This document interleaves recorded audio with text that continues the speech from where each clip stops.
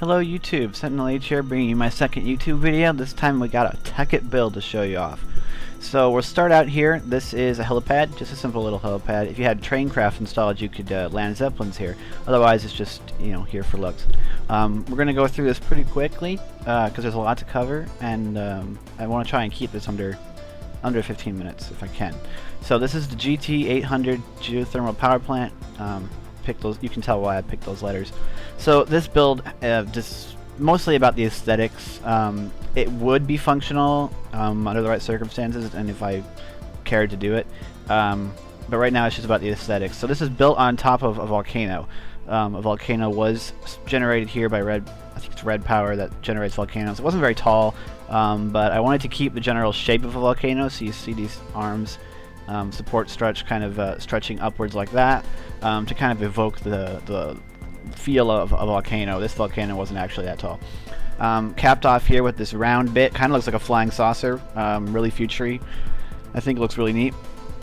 I like this style of thing here, where I've got the reinforced stone and the red lamps, and then you can see more reinforced stone back there, and we've just got iron fence posts in between them, and then the stone walls from Railcraft on top and the bottom gives it a really interesting look. It breaks it up.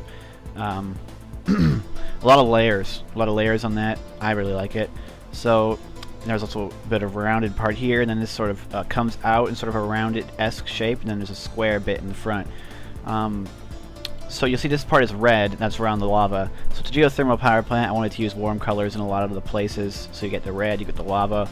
Around the back here, you see this volcano is generated right next to a lake, which is just perfect for my purposes here. This is where the water comes in.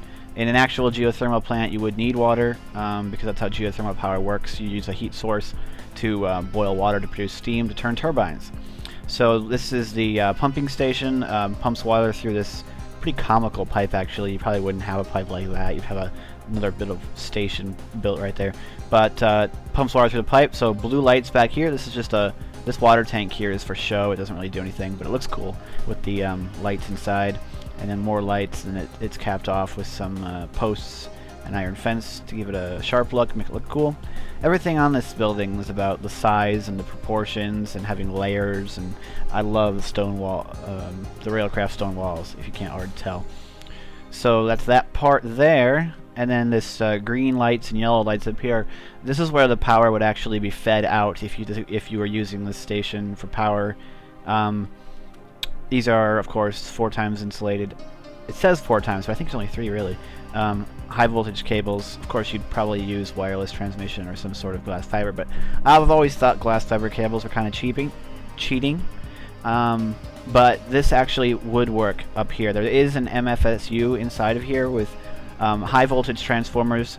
So these wires here would output extreme voltage if you just use it as is. And you ran power up to it. So let's go inside. This button opens this front door. These are all frames. The textures glitch a little bit, and I wish it didn't blink like that, but nice frame door, automatic frame door. Let me know in the comments if you want to see a tutorial for the circuit I use to make these frame doors. You can use the same circuit for elevators and pretty much anything else. And there's a timing circuit in there for an automatic reset. It closes by itself. That way you can just have the button on each side just opens it, so you only have to have 2 circuits rather than extras. So welcome to the inside. This upstairs area uses a red and black theme with orange lights because it adds contrast. Red lights in there wouldn't have looked as good in my opinion. Add a bit of extra color to it. These are machine blocks up here in the ceiling. Again, this is all about aesthetics. You would never build this out of the materials I've used in actual survival because it would be ridiculously expensive. But these are red wool panels, covers, red wool covers. These are basalt brick panels, and then basalt brick slabs, strips, and then this is basalt panel corners, I believe. Panel corners or cover corners, I forget which. And then this light, these lights are framed up with cover strips, and then panel strips. The cover strips cover up the border on the lights, so all you see is that color. I like this. I think it looks really neat. And of course, any build I make in Tekkit, I've got to use these micro blocks because micro blocks are just awesome. So this is the way with administration. We got some desks and chairs with some lamps in the middle. and kind of partitioning off the guys. And here in the Slacks texture pack, I like the look of these. These are just redstone lamps because I like the look of them. So you could put computers here, and that would look kind of neat. I don't know how to use computers in Red Power or Computer Craft, so if I knew how to use them, maybe I could automate this whole place, but I don't. That would be kind of cool if anyone does know how, but I have no idea how to use them. So this area, you see this red and orange theme, but over here you see we go much into the blues. That's again the side where the water has to do with it. Also some nice skylights up there, so you can kind of see the water tower. That and it's just nice to break up the ceiling and let some light in. Although I'm not sure how much light actually comes in through there. You see, there's some more up there. There is that is from Industrial Craft. That is construction foam blocks. I use those a lot. So let's go to the pumping station. You'll see that reinforced stone walls throughout this staircase, reminding you to be careful with those yellow and black colors. This is the main water tank. So if I had the latest version of Railcraft, which Tekkit doesn't, but ideally you would for this place, and you'll see why later, this would be an iron tank with iron tank walls. But right now these are just iron blocks. Connected textures makes it look kind of cool where it all connects. And then these are just holes in it, and I just put in glass blocks, but then used iron cover strips to cover up the wooden border of the glass blocks so it looks nicer. This water tank does actually work if, here's the pump control. This is an iron block, and these are iron block covers, and just sort of makes it look interesting. That's the way that light works, is that this is a iron jacketed red wire. If this tank had any empty space in it, there is a pump back there. It does pump water using red power pumps through that pipe you saw at the back, and would fill this back up. So this part, fully functioning. So let's go through here. You'll notice the blue theme for the lights in this area, and the just sort of an attractive pattern on the floor. I don't know. In here, different color scheme on the walls. It's all white. Just some, I liked it. I like the white. It shows off nicely these lamps, and looks really clean. So this is sort of a little interim area. Over here we have the lava tube going down again, and this way we'll go to water distribution. Now this room's a bit funny. It's really here for aesthetics. It looks really awesome, I think. It's all jam-packed with stuff, and I think it looks really impressive and cool. Especially these vents. I like to decorate everything, so you know, anything you can do to make things more attractive, rather than just leaving holes in the walls. Just make it look like it was always meant to be there. So the reason this room is here is because I couldn't have the Railcraft tank up there, so I had a red power grate to pump water down through this pipe and under the floor. There's no pump on here anymore because it looks silly, so you can't do anything with that unless you adjust it yourself. But Buildcraft pumps here don't remove source blocks, so those source blocks work just fine. These can pump away. They're off right now, but there's switches on, 2 switches on each one to pump it out, and it does pump water through there infinitely, unless you maybe have a glitch or something and it deletes the source block. You might have problems. These tubes don't do anything, and these are grates down there because just to decorate this room, I think it looks kind of neat. Pneumatic tubes and fluid pipes look really cool as decoration. And of course, the floors here are made out of construction foam, and then paint the border on there because you can paint construction foam. I love construction foam. And if you didn't notice, this place is built out of reinforced stone, reinforced glass, and construction foam, so it's really explosive proof. All this stuff would come off the walls if a bomb went off, but the whole place would still be here. So we'll head down here to the boiler room. You see we have an orange theme here, you know, getting back to the warmer colors because of the heat. I want to talk about this. I really actually like this wall here, and it's like a multi-layered wall. You have the back dark color, the layer of stone, and then you have this red construction foam bit here into this panels and covers, just like we had elsewhere, but it creates this 3-layered effect. We have this back layer, this forward layer, and even more forward layer, and these lights even add an extra layer. So you have a really layered wall. And what you could do is something like this, is if you busted this wall out and you had more stuff over there, you could mimic this on the other side, and this could be like a divider between maybe 2 staircases that diverge in different directions, or just as any sort of decoration. If you'd like tutorials on this sort of a thing, let me know as well. I'm always down to do tutorials on these things, especially the Tekkit mods. And Feed the Beast is what I'll be moving to primarily. I don't see myself working in Tekkit all that much unless I get, unless I win Finbar Hawk's build competition, which is what I've built this for and submitted to him. But we'll see. So another doorway here. The reason for this wall is I wanted to separate this area from that side, also to kind of mask the fact that this building is slightly off by 1 block. But you wouldn't have known that if I hadn't told you. And again, these Railcraft stone walls add so much depth. They do this automatically, is they add all this extra depth and layering into the place. I mean, that's just 1 block. And it just has so many different looks to it, and it looks so cool. I love it. So you come through here. This is the heart of the beast, the main boiler room. These are the boilers that would produce the power. If we had the latest version of Railcraft, that is. These are just placeholder blocks in the meantime. So the way you'd get this place to work is you'd replace the machine blocks with Railcraft electric turbines. So what you'd end up with, these go all the way around, is 8 electric turbines on 4 boilers, which would be high pressure boilers. So you'd replace the iron blocks with high pressure boiler tank, and then these black blocks with solid fueled fireboxes. And then you'd have a boiler and turbine setup capable of producing 800 EU per tick comfortably. There'd still be steam left over, because the way that they work is that a fully stacked high pressure boiler produces enough to run 2 of these plus some change. So all in all, you could add another turbine on and actually produce 900 EU per tick, and they would work just fine. So the aesthetics of this room are pretty simple. You got some of the reinforced stone, you've got the red, the ceiling is a lighter color, because if the ceiling was dark like the wall up there, the room wouldn't look as nice, I don't think. I like the lighter color on the ceiling. It's not as bright up there as it is on the floor, but it works, the lighter color. That is blue up there because right above us is the water distribution room.